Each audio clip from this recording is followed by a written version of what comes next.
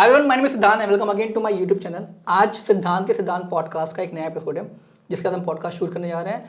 He is a very great guide. Okay, आज इस as में इस लेवल तक पहुंचना is very difficult. I don't know कि मैं 21 साल की एज में क्या कर रहा था इतना अच्छा तो नहीं कर रहा था। ओके, प्रतीक भाई को ऑलमोस्ट 3 साल का एक्सपीरियंस है ट्रेडिंग में।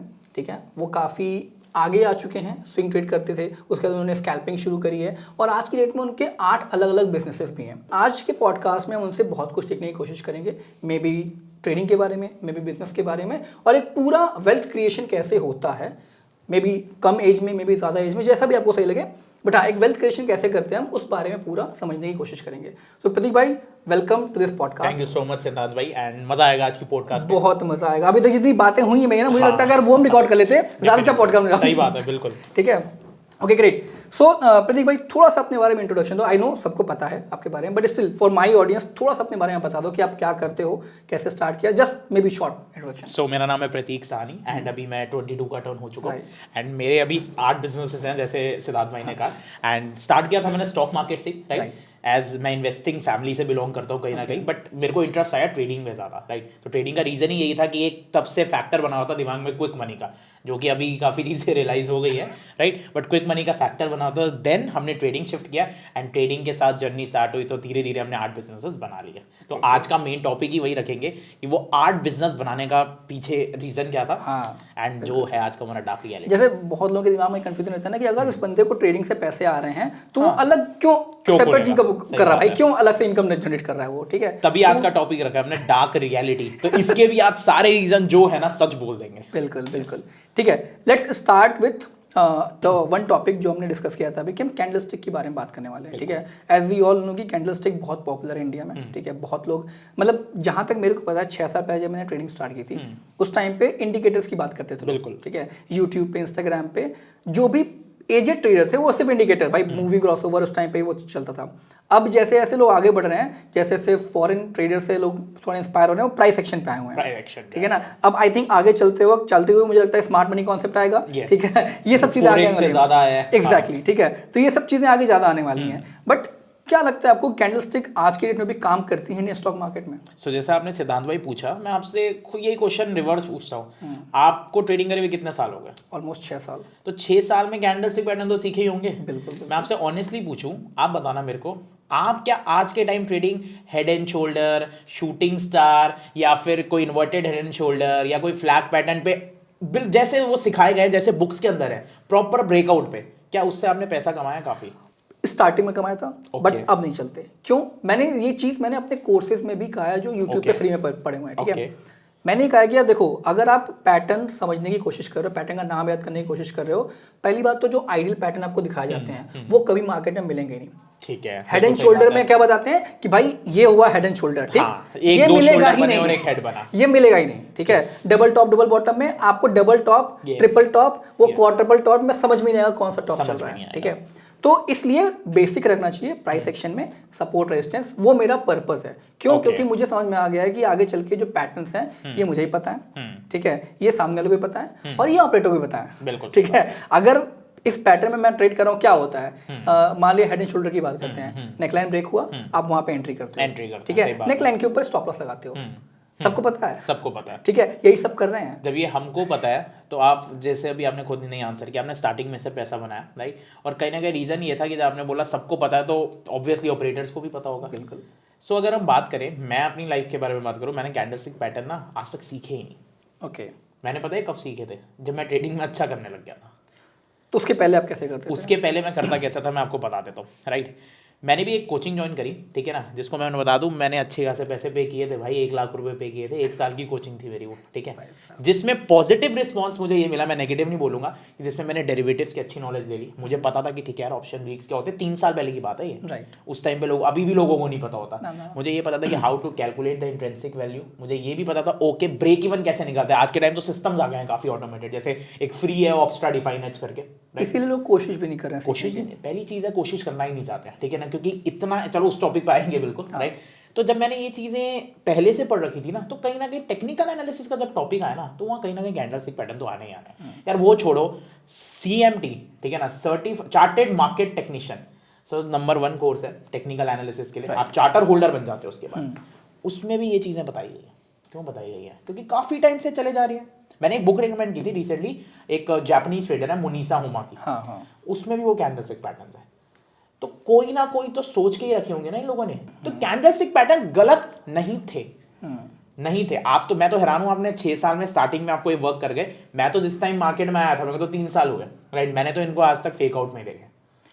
ये पिछले 6 साल में मुझे लगता है स्टॉक मार्केट इतना चेंज हुआ है जितना बिल्कुल पिछले हुआ है। 100 साल में भी नहीं चेंज सर हुआ अगर था। आप वॉल्यूम्स देखें, ठीक है ना, मैं तो आपको उतना डेटा बताऊंगा जो मेरे टाइम पे हुआ है कोविड के बाद। हाँ। जो वॉल्यूम स्पाइक हुआ है, दूसरी चीज क्या, सीडीएसएल का स्टॉक।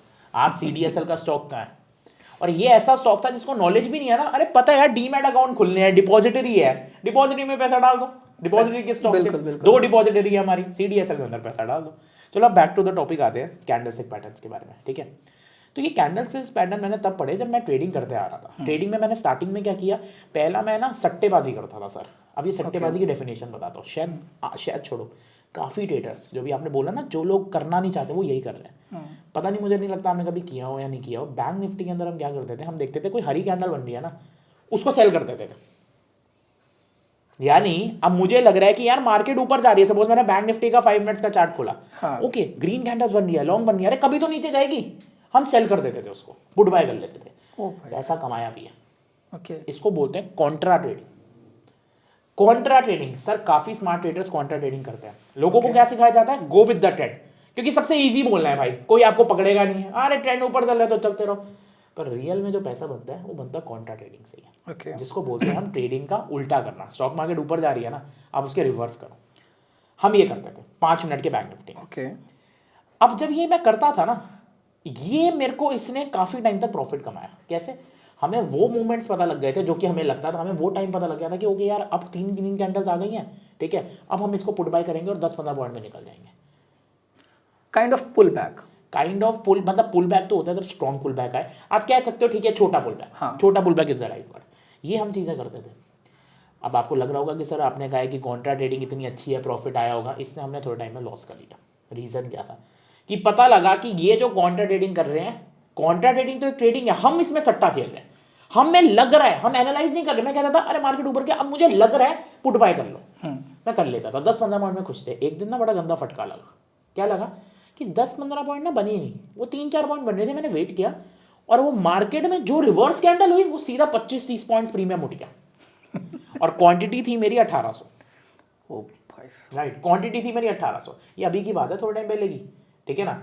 1800 क्वांटिटी थी मेरी, अब 30 पॉइंट प्रीमियम उठ गया।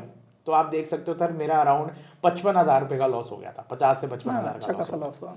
और तब दिमाग हिला, यार ये भी हो सकता है, ये कैसे हो गया कि 20-25 पॉइंट मेरे टाइम पे। मैं तो बड़ा एक्सपर्ट था, मुझे तो क्वांटा ट्रेडिंग आती थी, हमने तो नाम भी पता कर लिए थे इसको, क्वांटा ट्रेडिंग कहते हैं। फिर पता लगा कि भाई क्या आपका कोई फिक्स स्टॉप लॉस है? आपका नहीं था। हम मन में स्टॉप लॉस लगाते थे उस वक्त। मन में लगाना बुरी बात नहीं है, उस पर भी हम आएंगे, बट हमने ऐसे करते करते करते करते एक टाइम जो कमाते थे वो सारा डुबा दिया, उससे ज़्यादा ही कहीं पैसा लॉस हो गया। कहीं ना कहीं आपकी बात बिल्कुल सही है। आपने कॉन्ट्रा ट्रेडिंग करी और आपने कहा कि उसमें आपने गैम्बलिंग करी। तो जो डेफिनेशन आप गैम्बलिंग की बता रहे हो, मुझे लगता है कि हर स्ट्रैटेजी पे अप्लाई होती है। अगर आप कोई भी ट्रेडिंग स्ट्रैटेजी यूज कर रहे हो, उसमें आपने स्टॉप लॉस नहीं लगाया है, इट्स गैम्बलिंग। आइदर अगर वो स्ट्रैटेजी है, राइट, अगर वो स्ट्रैटेजी है और स्टॉप लॉस नहीं लगाया तो गैम्बलिंग है। पर कहीं लोगों को पता नहीं होता कोई स्ट्रैटेजी, वो मार्केट में देखते हैं, अपने माइंड से बना लेते हैं, वो गैम्बलिंग ही कर रहे हैं daily. Okay. Every day they sit in the markets, वो देखते हैं ओके मार्केट में कुछ ऐसा ऐसा हो रहा है, अब मुझे लगता है नीचे जाएगी। अब लोग उसको पता है क्या नाम बोल रहे हैं एट दैट, वो कहते थे भाई मैं तो प्राइस एक्शन देखा। अरे नहीं है भाई, ये प्राइस एक्शन, ये तुम्हारा दिमाग, तुम्हारे को पता नहीं कौन से ब्रेन के एरिया में ये चीजें बैठी हुई है कि आपका दिमाग आपको खुद आंसर कर रहा है। हमारा भी करता है, आपको नहीं लगता होगा कि मन में आज मार्केट नीचे जाएगी, आज मार्केट ऊपर जाएगी। कोई आप पे अल्फा सुप्रीम पावर छोड़ी है। ये बायस जो होता है इंसान के दिमाग में, सबसे प्रॉब्लमेटिक वही है। डेफिनेटली इवन फॉलो कर पाओगे। इवन आप अगर स्ट्रैटेजी भी बना रहे हो और उस स्ट्रैटेजी में आपको वो स्ट्रैटेजी कहीं बायस करने पे फोकस कर रही है, आप पैसा लूज करोगे। डेफिनेटली बहुत ज़्यादा करोगे, बहुत ज़्यादा जितना जल्दी। एक उसने जिमिन मोदी जी हैं जिनकी कंपनी है सैमको, आपको पता है, उन्होंने बोला था कि लॉस पता है क्या होता है, you pay fees to the stock market university. मैं कहता हूँ भाई सर मत बोलना आपसे, सर को मैं खुद इंस्पायर होता हूँ। क्यों? क्योंकि ये लोगों को मोटिवेट कहीं ना कहीं चीज़ें करती है और लोग लॉस पे लॉस करे जा रहे हैं। सर आपके लाइफ में अगर आपने किसी से मिले हो, मैं तो बहुत बंदों से मिला हूँ जो 50 साल के हो गए अभी भी स्टॉक मार्केट में लॉस करते हैं। बहुत ऐसे तो आपको लगा नहीं? क्योंकि लोग बिजनेस, एक तो होता है बिजनेस, सबसे टफेस्ट है बिजनेस करना, राइट। ट्रेनिंग में इसके अंडर ही आ गया, फिर भी लोग 50-60 साल तक ये छोड़ते क्यों नहीं है? गैम्बलिंग गैम्बलिंग ही कर रहे हैं, यही है ये, और इनका ये लोग एनालिसिस का नाम दे देते हैं गैम्बलिंग। तभी तो without set of strategies if you are doing that is pure gambling. तभी तो कैंडलस्टिक पैटर्न बने गए थे सर। कैंडलस्टिक पैटर्न पता है कि हाँ ये पैटर्न है, ये कुछ स्ट्रेटेजी बनी गई है, बट अब ये फेल होने लग गए। इसका रीजन क्या है? Operator know your stop loss. Plain simple. आप लोगों के साथ भी कभी हुआ होगा ऐसा कि हम लोग क्या करते हैं कि हमने सपोज हेड एंड शोल्डर जैसे आपने बात की, एक ब्रेकआउट पे जिसकी नेकलाइन बनी, ब्रेकआउट आया, ट्रेड ले लिया, ब्रेकआउट छोड़ा। कई लोग तो बेयरिश कैंडल पे भी लेते हैं, अरे हाँ यार एक बेयरिश कैंडल बने या पिन बार, ठीक है ना, कोई कैंडल ऐसे बने हम एंट्री ले लेंगे। वो बेवकूफ बैठा है ऊपर वाला बंदा। ये अगर आपके साथ ऐसा हुआ है, ठीक है, तो प्लीज एक बार कमेंट बॉक्स में बताओ। लेट्स सी कि कितनों के साथ ऐसा हुआ है। प्रॉपर एक फेमस आपने कोई प्राइस एक्शन कैंडल फॉलो करी है और उस पे आपका हर बार स्टॉप लॉस हिट हुआ है, और सिद्धांत भाई उसका सॉल्यूशन भी बताएंगे आज। बिल्कुल बिल्कुल, ठीक है ना। अब ये चीज मेरे को लगता है मेजॉरिटियों के साथ हुई होगी, ठीक है ना, कमेंट्स में बताएंगे। और आपने अपना स्टॉप लॉस भी फॉलो किया होगा, तब भी आपका ऐसा लेट होता होगा। अब मैं पता है क्यों कहता हूँ मन में स्टॉप लॉस क्यों लगाना चाहिए, एक एग्जांपल देता हूँ। दो चीजें होती हैं, एसएल हिट और एसएल हंट। हिट हंट फर्क क्या होता है हंट में, आप बताइए। Hit is good for you, Yes. ठीक है, hit is very good for you क्योंकि आपका वो रिस्क मैनेज करता है। बिल्कुल। हंट आपको ट्रैप किया जाता है, ठीक है, नाम ही में हंट है, हंट ठीक नाम ही है। तो आपको ट्रैप कौन करता है पहले आप ये बताओ। भाई इसकी बात अभी हम कर रहे हैं, मार्केट मूवर्स, ठीक है, बहुत बड़े बड़े प्लेयर पड़े हुए सही हैं। बात जैसे हम डिस्कशन कर रहे हैं अभी कि कैंडलस्टिक काम क्यों नहीं करते हैं, तो सबको पता है। जिसको पता है, हम जिसकी बात करें वो बड़े प्लेयर होते हैं। रिटेल ट्रेडर का नाम नहीं आता उसमें, ठीक है, ये भूल जाना। 0% से भी माइनस कोई फिगर होना तो हम वहां आते हैं, तो वो समझ लो आपका पैसा वही लेके जा रहे हैं, ठीक है। तो अगर ये नहीं आप समझोगे कि उनका दिमाग कैसे काम करता है, तो वो आपका दिमाग तो ऑलरेडी पढ़ ही चुके हैं, डेफिनेटली, ठीक है। और जो गैप अप और गैप डाउन होते हैं ना सर, एक बात बताऊं, रीजन ही ऑपरेटर होता है। एक्सेप्ट अगर कोई अब कहते हैं सर न्यूज बेस भी तो हो सकता है, अरे न्यूज बेस देख के कितने रिटेलर बाइंग कर लेंगे, न्यूज से पहले तो मार्केट में एक्शन हो जाता है। अब मुझे लगता है कि रिटेलर में इतना दम भी है कि मूव कर सकता है नहीं कर सकता सर। एक बात बताऊं, इंडिया में पॉपुलेशन तो बहुत ज्यादा है पर यूनिटी नहीं है। यूनिटी छोड़ दो आप, कितने इन्वेस्ट कर रहे हैं। हाँ, मैंने डेटा देखा था, 2 से 3% लोग मार्केट लगाते हैं, मार्केट में पैसा लगाते हैं इंडिया में। टोटल जितने भी क्या बोलते हैं, इतना भी वेल्थ है इंडिया में, उसका 5% इन्वेस्टमेंट में जाता है, इन्वेस्टमेंट में जाता है, ठीक है। उस 5% में से भी शायद 2 से 3% ट्रेडिंग में जाता है, ठीक है, और उसमें भी मेजॉरिटी वॉल्यूम ऑप्शन से आ रहा है, ऑप्शन से आ रहा है, बिल्कुल सही बात ठीक है। अब सोच लो आपके पास कितना पावर है। तभी तो हेजिंग को स्पेकुलेशन कैसे हो गया, आज कहते हैं ना कि डेरिवेटिव्स हेजिंग की तरह ट्रीट किए जाते थे एक टाइम पे, इसीलिए आए थे। अब स्पेकुलेशन ऑब्वियसली, क्योंकि लोग अपना कैश के अंदर पोजीशन रखते थे, हाँ। और उनको काटना होता तो फ्यूचर्स के अंदर शॉर्ट कर देते थे, Exactly. आर्बिट्राज कर लेते थे। आज के टाइम स्पेकुलेशन है। डेरिवेटिव का पर्पस ही मार्केट में आने का था हेजिंग करने का, ठीक है। वो धीरे धीरे जैसे लोगों को समझ में आया कि इससे पैसे बना सकते हैं या फिर इससे जुआ खेल सकते हैं, जो भी आप कह लो, फिर वो प्रॉपर डेरिवेटिव में ट्रेडिंग करना शुरू कर गए, ठीक है। पर्पस था ही नहीं कभी उसका ट्रेडिंग का। आपकी अगर लॉन्ग पोजीशन है, शॉर्ट पोजीशन है, जो भी आपने पोजीशन बना रखी है मार्केट में, ठीक है, उसको हेज करना है, डेरिवेटिव उसके लिए है, डेरिवेटिव उसके लिए, ठीक है। अब जैसे सिद्धांत भाई ने बताया, ठीक है, कि जिस चीज का पर्पस कुछ और होता है, राइट, आपका पर्पस क्या है, ट्रेडिंग से पैसा कमाना, राइट। अब जब आप लोगों को पता है ना आपके कैंडलस्टिक पैटर्न फेल हो रहे हैं, लोग उसको भी वेट करते हैं कभी तो पास होगा, वो लोग क्या करते हैं, स्टॉप लॉस छोटा लगा लेते हैं। Hope trading, hope trading. अब हाँ, पहली चीज क्या है, होप्स तो सर मेरे को लगता है जिंदा रखती है, ट्रेडिंग के अंदर तो मारेंगे एक टाइम पे पक्का है। रियल लाइफ में मुझे नहीं पता, उम्मीदों पे लोग जिंदा रहते हैं, पर ट्रेडिंग में तो मत रहो उम्मीदों पे। एक ही चीज पे, सारा लॉजिस्टिक्स पे लॉजिकल चीजें होनी चाहिए, आपके सामने रिपोर्ट आनी चाहिए। हाँ बिल्कुल। तो अब मेरी एक ही एडवाइस रहती है कि जो भी ट्रेडर्स, ये मैं सबसे इंपॉर्टेंट मैसेज दूंगा, जो भी ट्रेडर कैंडलस्टिक पैटर्न छोड़ो, कोई भी स्ट्रैटेजी यूज कर रहे हैं, कोई भी स्ट्रैटेजी यूज कर रहे हैं, और अगर वो 6 महीने लगातार लॉस कर रहे हैं, 6 महीने में मैंने ज्यादा बोल दिया, 3 महीने भी अगर आप उससे लॉस कर रहे हो, जितनी जल्दी हो तुरंत छोड़ दो। 3 महीने देखो, जहाँ तक मेरा इसमें कहना है कि आप 3 महीने लगातार लॉस करने का वेट क्यों करोगे, वेट क्यों करो, ठीक है ना। अगर आप ट्रेडिंग स्ट्रैटेजी कोई फॉलो कर रहे हो, आपने 1 महीने ट्रेड किया, 1 महीने में ऑलमोस्ट 20 से 22 ट्रेडिंग डेज होते हैं, ठीक है। 20 से 22 ट्रेडिंग डेज में आपको अपनी स्ट्रैटेजी की एक्यूरेसी समझ में आ जाएगी, क्या एक्यूरेसी है उसकी, उसमें क्या अच्छा कब काम करता है, क्या बुरा कब काम करता है, ठीक है। जो चीज़ें काम नहीं कर रही हैं उसको एलिमिनेट करना शुरू करो पहले महीने से ही। अगर आपने पहले महीने से एलिमिनेट करना शुरू कर दिया, तो बाय द 3rd मंथ आप उस स्ट्रैटेजी की एक्यूरेसी बढ़ा चुके होगे। और सर यही तो टास्क होता है, यही टास्क है कि आपने जो स्ट्रैटेजी बनाई है उसको क्या चीजें उसको इफेक्ट कर रही है, उसको एलिमिनेट करो। अब एक बात बताऊं, ये सुनने में शायद सबको इजी लग रहा होगा, ये बहुत टफ चीज होती है क्योंकि लोग करना नहीं चाहते।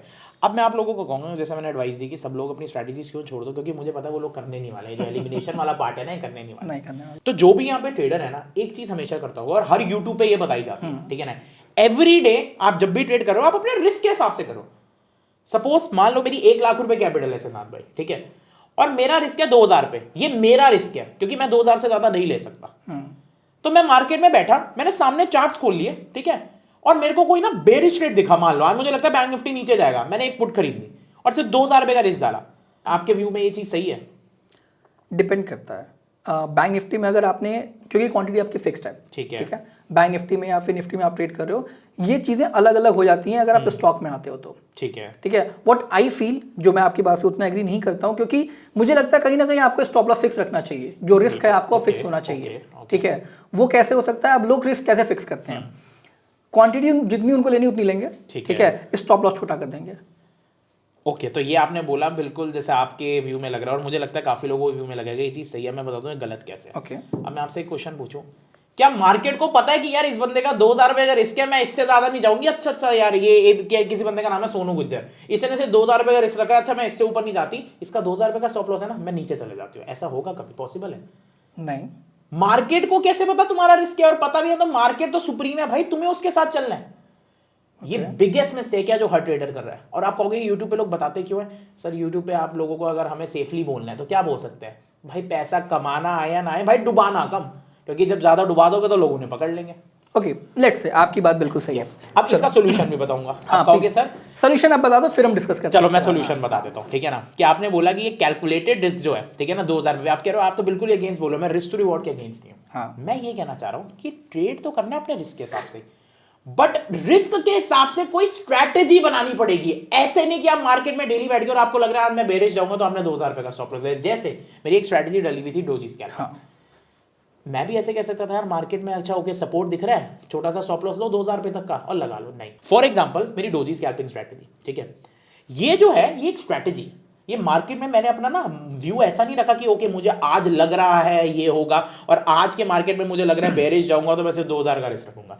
मैंने ये स्ट्रैटेजी पे वर्क किया और मेरे को पता लगा ये स्ट्रैटेजी काफी छोटे स्टॉप लॉस होगी है। ओके, सपोज आप जैसे रेजिस्टेंस सपोर्ट ब्रेकआउट करते हैं, मान लो आपने कोई सपोर्ट ब्रेकआउट पे स्ट्रैटेजी बनाई कि प्रतीक मेरे को लगता है ये कैंडल बनेगी ना तो मैं यहाँ पे एंट्री लूंगा, और आपने उसकी प्रोबेबिलिटी देखी 70% सक्सीड हो रही है।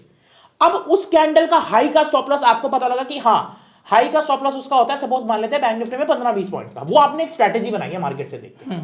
अब you can calculate your risk and then execute it. यानी अब मेरे पे 1 लाख रुपए है, अब मैं देखूंगा कि कहीं ये सेटअप बनता है, जिसको बोलते हैं सेटअप सिस्टम। अगर ये सिस्टम बनता है और उस सिस्टम को कैलकुलेट करके मेरी इन्वेस्टमेंट जो है, जो मेरा रिस्क है, क्या वो रिस्क मेरा वहां पे जा रहा है या नहीं जा रहा है। सपोज आपने सपोर्ट ब्रेकआउट वाली जो बनाई है, मैंने देखा कि ओके बैंक निफ्टी में बन रहा है, मेरा एक सिस्टम बन रहा है, पर इसमें स्टॉप लॉस कैलकुलेट किया मैंने, अच्छा अगर मेरा स्टॉप लॉस होगा तो 3000 पे चले जाएंगे, पर मेरा तो 2000 का रिस्क है। अब आप ट्रेड मत लो। मतलब मेरा इजी लैंग्वेज में कहने का ये है कि आप सिवाय स्ट्रैटेजी के आप ट्रेडिंग मत करो। लो स्टॉप लॉस में आपका स्टॉप लॉस हंटी होगा। तो यानी सिस्टम के बिना आप कोई भी छोटा स्टॉप लॉस वाला ट्रेड कर ही नहीं सकते, वो हमेशा आपको फेल देगा। कहीं नहीं लगता आपको कि जो छोटे स्टॉप लॉस वाले ट्रेड होते हैं वो कहीं ना कहीं स्कैल्पिंग है? नहीं, आई डोंट बिलीव इट। ऐसा नहीं है, छोटे स्टॉप लॉस वाले ट्रेड स्कैल्पिंग नहीं होते, इसको जैकपॉट ट्रेड भी कहते हैं। ठीक है, जैकपॉट ट्रेड आपको डेली नहीं मिलेंगे, डेली नहीं मिलेंगे, बट ये है कि क्या पता आपने कभी कोई बाय करा, जैसे अभी रिसेंटली HDFC का सबको पता है डाउन गया। मेरी यही जो डोजी स्कैल्पिंग थी ना जैकपॉट, ये उस दिन मिली थी। और मैं एक बात बताऊं, one trade can make you rich. All it takes one trade, right? One trade can make you rich, but one trade can make you poor also अगर आपका SL बड़ा है। तो स्ट्रैटेजी ऐसी बना दो जिसका SL छोटा। क्या होगा, 10 ट्रेड लिए, अरे 20 ट्रेड लिए, 20 में से एक तो जैकपॉट निकलेगा। अगर आप कहोगे 20 के 20 हिट हो गए तो ऐसी कोई प्रोबेबिलिटी में होता है बिल्कुल बेसिक से भी नीचे वाले बंदे की इतनी पूरी प्रोबेबिलिटी, मार्केट खुद ही कहेगी ले यार, इतनी पूरी प्रोबेबिलिटी नहीं होती। आपके घर में 2 साल का बच्चा है, उसको कह दो 22 साल दबा दे, ठीक है ना, वही प्रॉफिट बना लेगा कभी ना कभी। बिल्कुल वो हुई थी ना जब सीए, बस बंदरों की कहानी, बंदर रखे गए थे, सीए रखे गए थे। सीए ने पूरी balance sheet, P&L, cash flow check किया, ठीक है ना, और बंदर ने सिर्फ क्या चीज, ऐसे ही अंदाजे में ये ले लो वो ले लो, बंदर जीत गया, बंदर का पोर्टफोलियो ज्यादा रिटर्न बना लिया। अरे अभी वही नहीं हो रहा है। आप देखो इतने बड़े बड़े यूट्यूबर छोड़ो, छोटे यूट्यूबर भी ऐसे हैं जो बड़े म्यूचुअल फंड मैनेजर से ज्यादा रिटर्न निकाल रहे हैं। बताओ, 80% जो म्यूचुअल फंड मैनेजर्स हैं वो निफ्टी के रिटर्न को भी बीट नहीं कर पा रहे हैं। बताओ, उससे ज्यादा रिटर्न यहाँ नॉर्मल बंदे निकाल के बैठे हुए हैं। वो पढ़ाई करके आए कहाँ से, कोई IIM से, कोई कहीं से है, ठीक है ना, उनको बहुत एक्सपीरियंस है, वो कितने करोड़ों का AUM संभाल रहे हैं, बट इसलिए रिटर्न नहीं निकल रहा है। नहीं निकल रहा है, ठीक है। तो ऐसा नहीं है कि स्टॉक मार्केट में आपको बहुत नॉलेज रहेगी तभी आप कुछ कर पाओगे। एक चीज पे मेहनत करनी चाहिए सर। जैसे एक किताब है ब्लैक स्वॉन, ठीक है ना, ब्लैक स्वॉन, मैं आपको शॉर्ट में बताऊं, किताब के बारे में नहीं बताएंगे, कि black sworn is a event जो लाइफ में कभी ना कभी तो आता है। जैसे स्टॉक मार्केट में एचडीएफसी बैंक का आया अभी, ठीक है ना, बैंक निफ्टी कम से कम कितना 2000 पॉइंट तक गिर चुकी थी पूरा रेट में। सबसे अच्छा एग्जांपल आपको कोविड हो गया। कोविड हो गया, हाँ, कभी वंस इन अ लाइफ नहीं बोल सकते, पर ये है कि भाई 100 साल में एक बार तो आता है इवेंट। ये जो ब्लैक स्वॉन की आप बात करो, जहां तक मैंने डेटा देखा है, हर 7 से 8 साल में एक बार आया डेफिनेटली। कभी कुछ टेररिज्म हो जाता है, 2008 का हो गया, ठीक है, लेमन ब्रदर कोलैप्स हो गया, 2000 हो गया, एग्जैक्टली, ठीक है। अब उसके बाद फिर कोविड आ गया 2020 में। अब इससे 7-8 साल के बीच में एक बार ना कहीं ये आता है इवेंट ऐसे। चलो अब एक बात बताया, जैसे आपने बोला मार्केट में आता है, अब मैं आपसे पूछूं कि हमारी जिंदगी में भी कभी ब्लैक स्वॉन इवेंट आएगा? हमने अभी तक एक्सप्लोर ना किया हो, पर डेफिनेटली आएगा। भगवान करे सबकी उम्र अच्छी हो, पर जब 7 साल में आ सकता है तो लाइफ में तो कभी भी आ सकता है। मुझे लगता है लाइफ में अगले साल क्या लोग बनते नहीं है, न्यूज नहीं आती है ओवरनाइट में, that's a black sworn event for. हाँ, बट अब कई लोग उसको ना लक से कंपेयर कर देते हैं, जो मैं मानता नहीं। लक से कंपेयर वही करते हैं जिसको मेहनत नहीं करना होता, मेहनत नहीं, ठीक है। सही बात, उनको इस बात का सेटिस्फैक्शन लेना है कि हाँ उसका भी लक चला है, मेरा भी चलेगा, बिल्कुल, ठीक है। अभी मैंने मार्केट में बहुत अच्छी चीज देखी है कि जब लोगों का ना प्रॉफिट होता है तब बहुत खुश रहते हैं वो, ठीक है। एक दिन प्रॉफिट हुआ, 2 दिन प्रॉफिट हुआ, अगर लगातार लॉस होने लगता है वो कहीं ना भक्त बन जाते हैं भगवान के, बिल्कुल सही, ठीक है। भगवान नहीं खाली बैठे आपका लॉस संभालने के लिए, ठीक है, वो नहीं खाली बैठे हुए हैं, आपको खुद ही संभालना पड़ेगा, आपको रिस्क मैनेज करना पड़ेगा, सीखना पड़ेगा, ठीक। जैसे पूजा करके एग्जाम में नहीं पास हो सकते हो, वैसे पूजा करके ट्रेड में भी नहीं सफल हो सकते हो, you need to work on that. तो कहीं ना कहीं ये माइंडसेट है लोगों का शॉर्टकट वाला, और इवन हर्षद मेहता की फोटो को लगाने के बाद भी नहीं हो सकते हो, ठीक है। अब अगर बात करें सिद्धार्थ भाई, जैसे हम सिस्टम की बात कर रहे थे, तो अब मैं आप लोगों को कहना चाहता हूँ, आप पहले ना अपना एक पास्ट रिकॉर्ड निकालो। एक तो लोगों को लिखने की आदत नहीं है, ठीक है ना, ट्रेडिंग जर्नल, हाँ, जर्नल जैसे बनाए जाते हैं। अच्छा पता है ऑनलाइन बिकते हैं 150, 200 रुपए के। 200 तो छोड़ो, इतनी कंपनियां खुल गई इंस्टा पे, मैं देखो कितने जो इन्फ्लुएंसर्स है वो सिर्फ ये काम कर रहे हैं, ये चीजें बेच रहे हैं, अद्धा कमा रहे हैं, और जो खरीद रहा है वो भर नहीं रहा उसको, वो पता है किसने खरीद रहा है, डेस्क कूल लगेगा भाई भर नहीं रहा, वो बैट होना चाहिए, जर्नल होना चाहिए, सेटअप खरीद लो, बेशक लॉस हो जाए। हाँ, भर नहीं रहा वो, भरता तो उसको समझ में आता क्या दिक्कत है। उसका रीजन क्या है, साइंटिफिक रीजन भी बोले ना, हमारा ब्रेन जो होता है ना 2 चीजों से ही सोच सकता है, या तो कोई उसे बताए, आइदर टीचर, या वो अपनी जो गलतियां कर रहा है वो लिखे, या तो सिद्धार्थ भाई आप मेरे को कुछ बताने वाले हो, मतलब आप मेरी गलतियां गिनवा रहे हो, कोई मेंटर है आपके कोई ऊपर, मेंटर हो, या अगर मेंटर नहीं है, भगवान की दुआ से मैं एक बात बताऊं, मेंटर हर किसी को नहीं मिलता है, नहीं मिलता, राइट। मिल जाए तो मैं कहता हूँ जितनी भी गलतियां उसके पैर पकड़ लिया करो भाई, उसको कभी भी ब्लेम मत करो, ठीक है ना। अब वो गलतियां लिखता नहीं अपनी। सबसे पहला आप लोगों के लिए रूल है कि आप लोग पहले ना चेक करो कि कौन सा आपने कितनी स्ट्रैटेजीज आज तक मार्केट में यूज करी है। हर बंदे ने काफी यूज करी होंगी, और उसमें से ये देखो कि आपने सपोज 3 स्ट्रैटेजीज यूज की हैं, अब आप तीनों का कंपैरिजन निकालो, कौन सी स्ट्रैटेजी ने सबसे ज्यादा अच्छा रिटर्न दिया है। अब इजी स्ट्रैटेजी बोलूं, चाहे वो ब्रेकआउट ट्रेडिंग ही हो, सपोर्ट रेजिस्टेंस ब्रेकआउट हो, चाहे रीटेस्टिंग जिसे बोलते हैं कि सपोर्ट से जब मार्केट उठती है। सर एक बात बताओ, 200 ईएमए लोगों को लगता है इंडिकेटर्स फेल हो जाते हैं एंड ऑल, एक बात बताओ 200 ईएमए जो है ना, आप जैसे आप स्विंग ट्रेडिंग करते हो, स्विंग में 200 ईएमए यूज करके देखो, मैजिक है, मैजिक है। पर लोग क्यों नहीं करते? अरे भाई 5 मिनट में प्रॉफिट आ जाए, डेली घुस चुके, लर्न ही नहीं करना चाह रहे हैं। आप ना एक स्ट्रेटेजी सेट कर लो, सपोज 200 ईएमए सेट कर ली, और एक रूल याद रखना है, जितना उसका स्टॉप लॉस है उसके अलावा उसको चेंज ही नहीं करना। यानी अगर आप 10 ट्रेड लोगे ना, एक दिन मन भी कर गया नहीं यार आज मार्केट मुझे पता है एक साइड जाएगी, आपको सिस्टम तोड़ना ही नहीं है, और वो 10 ट्रेड लिख लो, 1 2 3 4 5 6 7 8 9 10, और सेम स्टॉप लॉस के साथ सेम 200 ईएमए का सेटअप जो भी बन रहा है आपका, या सपोज कोई भी आपका एक सिस्टम है, फॉलो करो। मैं एक चीज 100% कह रहा हूं सर, 70% उनकी प्रोबेबिलिटी अच्छी होगी, प्रॉफिट बनाएंगे अगर उनकी स्ट्रैटेजी सही है तो। बट जिस दिन आपका 10 दिन में एक दिन माइंड कर गया ना, जैसे आज मार्केट में मुझे लग रहा है यार ऐसा होगा, और मैं तो ऊपर कम स्टॉप लॉस लेके चलूंगा, आप लॉस करोगे फिर एक दिन। बिल्कुल। और इसका एक और फायदा है ट्रेडिंग जर्नल बनाने का। देखो बहुत सी ऐसी स्ट्रैटेजीज होती हैं, उनकी एक खास बात है कि कभी वो एक्सपायरी के दिन काम नहीं करती हैं। बिल्कुल। कुछ ऐसी स्ट्रैटेजी होती है जो मंडे को काम नहीं करती हैं। लेट्स से आप कोई स्ट्रैटेजी यूज़ कर रहे हो, ठीक, आपके पास डेटा है 3 महीने का, ठीक है, आपके डेटा में दिख रहा है कि फ्राइडे को आपने जब भी ट्रेड लिया मेजॉरिटी केसेस में आपको लॉस हुआ है, ठीक है। अब यहाँ पे आपको फ्राइडे से ट्रेड एलिमिनेट करना है, ट्रेड करना ही नहीं फ्राइडे को। बिल्कुल, कहते हैं ना no trade day is better than a loss day. ठीक है, अगर आपको पता है कि वो स्ट्रैटेजी आपकी फ्राइडे को काम नहीं कर रही है, आपने उसको एलिमिनेट कर दिया, आपकी एक्यूरेसी वैसे ही बढ़ गई। सही बात है, ठीक है, यही तो है ट्रेडिंग जर्नल। और क्या है, आपने क्या करना है, जैसे आपने किया कि स्टॉप लॉस आपने नोट किया, ठीक है, कि मैं स्टॉप लॉस प्लेस कर रहा हूँ यहाँ पे, कभी यहाँ रखा, कभी वहाँ रखा, कभी ऐसा रखा, सब कुछ किया, रिस्क मैनेजमेंट नहीं किया आपने। आपको 6 महीने बाद जब अपना ट्रेडिंग जर्नल लिखोगे आपको समझ में आएगा क्या रिस्क मैनेजमेंट ज्यादा नहीं किया था मैंने, इसलिए मेरे को लॉस हुआ। हाँ। आप रिस्क मैनेजमेंट करना शुरू कर दो। आपको दिखेगा ओवर ट्रेडिंग किया था, हाँ, आपको दिखा कि मैं ओवर ट्रेडिंग बहुत कर रहा था, मेरा लॉस हुआ। किस दिन बड़ा लॉस हुआ? इस दिन हुआ। क्यों हुआ? ओवर ट्रेडिंग किया था। ओवर ट्रेडिंग हटा दो। आपको पता है ना कि ओवर ट्रेडिंग से आपका लॉस हो रहा है, अगर आप उसको एलिमिनेट कर दोगे आपकी एक्यूरेसी अपने आप बढ़ गई। पर सिद्धांत भाई इसका भी एक ही चीज रूल है, एक स्ट्रैटेजी में। हाँ एक ऑब्वियसली ओवर ट्रेडिंग भी आपकी ये नहीं होनी चाहिए कि दिन में मार्केट में बैठे हो कि आज मेरा लॉस इसलिए हुआ है कि मैंने 4 ट्रेड ज्यादा ले लिए।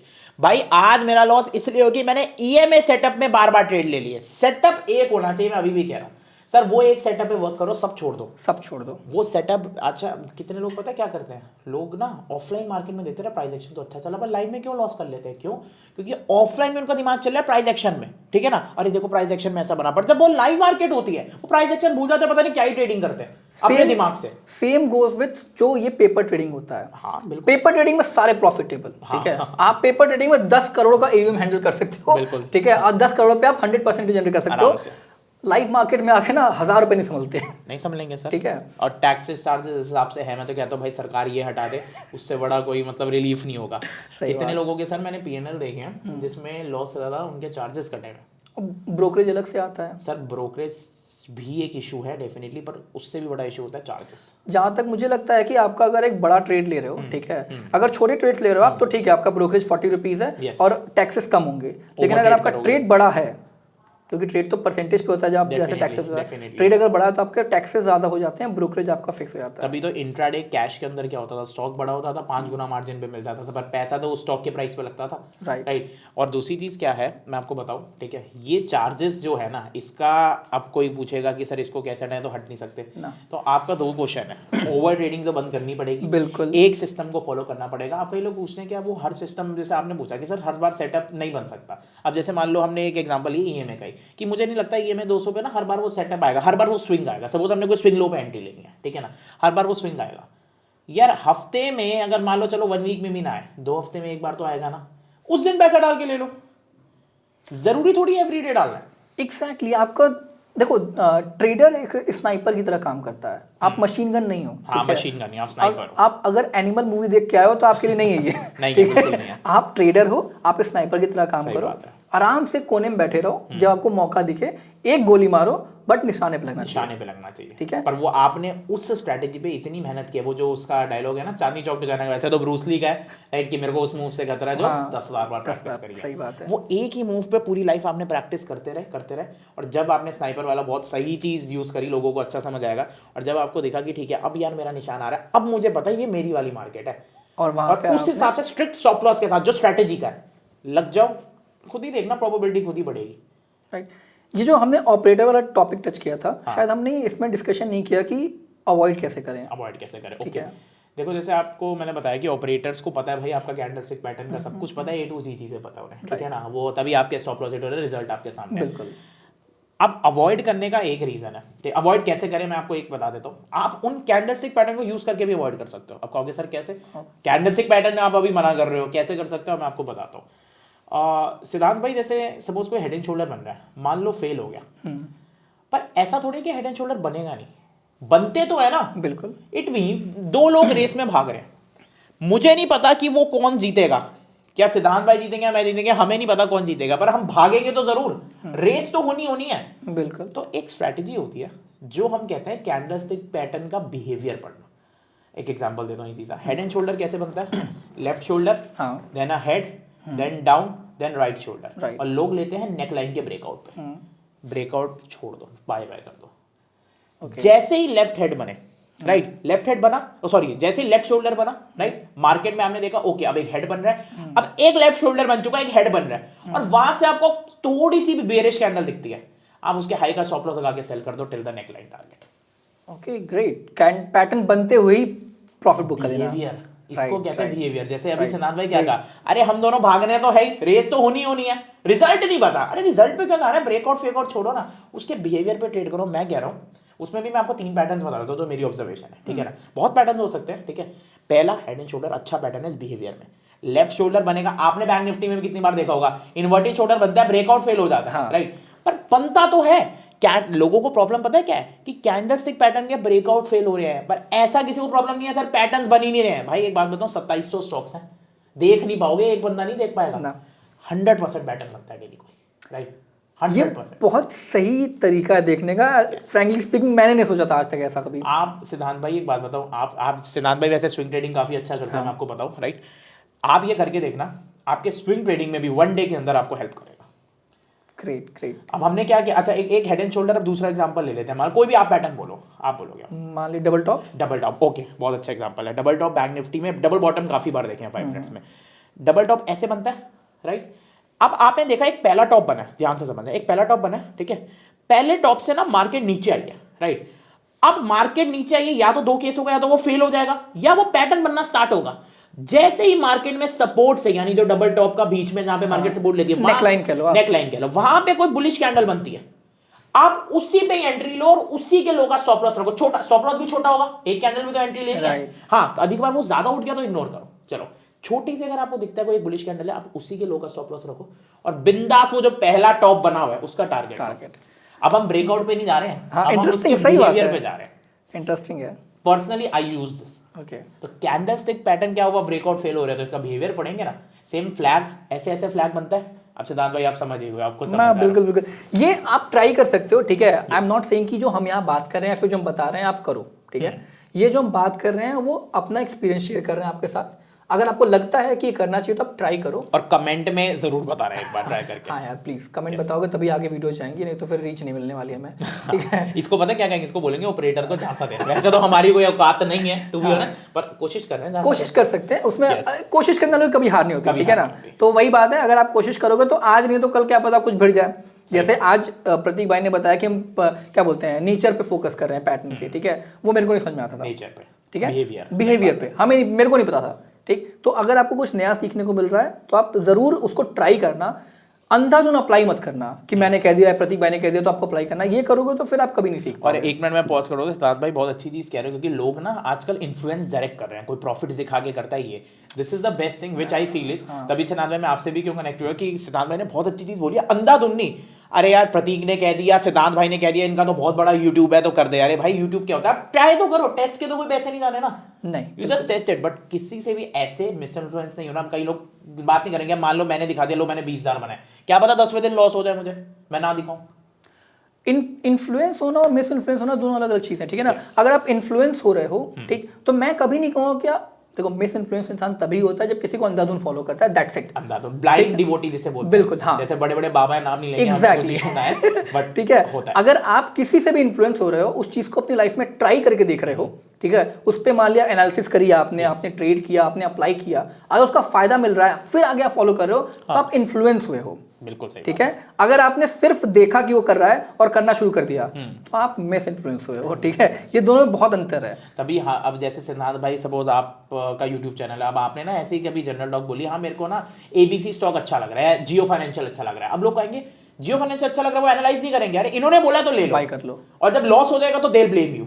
सर आप ब्लाइंड फॉलो कर रहे हो, आप ब्लाइंडली किसी को फॉलो कर रहे हो। इनफैक्ट मैं बताऊं, इतनी इन्फॉर्मेशन होने के बाद भी मार्केट में आज की डेट में भी लोग कॉल के लिए मैसेज करते हैं आपको कि सर मैंने ये स्टॉक ले रखा है, बता दो कहाँ सेल कर दूं, मेरे को ये स्टॉक लेना है, बता दो कहाँ लगा दूं पैसे।